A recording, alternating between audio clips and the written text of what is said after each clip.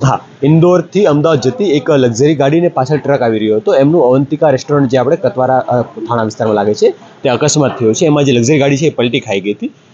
એક વ્યક્તિનું ડેથ થયું છે ને બાકી 10 લોકો છે એમને ઝાયડસ સિવિલમાં સારવાર માટે ખસેડવામાં આવ્યા છે। એ પૈકી એક બાળક છે, થોડો સિરિયસ વધારે લાગે છે અને હાલમાં સારવાર હેઠળ છે। બાકીના લોકોની સ્થિતિ શું છે એ સારવાર દરમિયાન ખબર પડી છે કે હાલ રસ્તા ઉપર ટ્રાફિક હટાવવાની કામગીરી અને ટ્રાફિક સ્મૂથકરણ કામગીરી ચાલુમાં છે। અમે ભૂરા ટાબરેથી આવતા હતા। 10:40 પર બેઠા અમે ત્યાંથી આવતા હતા। ગાડી હોટલ પાસે વળી હાઈવેથી અને તુરંતમાં પાછળથી ટ્રકે ઠોકી અને ગાડી પલટી ખાઈને આમ રગડાઈને જતી હતી। ત્યારથી અમને કંઈ ખબર ના પડી। પછી અમે મારા ભાઈને ગોત્યો તો એ નથી મળ્યો, એ બસની નીચે દબાઈ ગયો હતો। પછી બધા નખવ્યા પછી મેં ગોત્યો અહીંયા નીચે હતો દબાયેલો, એટલે અહીં એક્સપોર્ટમાં અહીંયા ખતમ થઈ ગયો।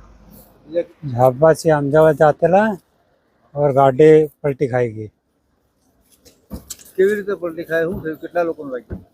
घना लोगों वाग्या दवाखाना दावत पहुंची गया हो।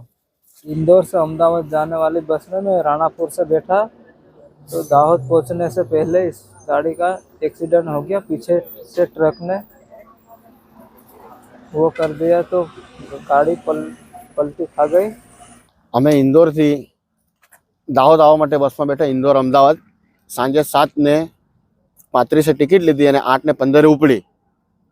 તો અમે ઊંઘમાં હતા, અપચુકા ઊંઘડી ત્યારે ખબર પડી અમને કે આ બસે પલટી મારી દીધી જાળત ગામમાં। થોડી ઘણી ઈજા થઈ છે શરીરને। અમે રેલવે ગ્રુપ ડીની એક્ઝામ આપવા ગયા હતા, આરઆરબી। કેટલા લોકોને પછી કઈ રીતે પલટી મારી? કેટલા લોકોને વાગ્યું?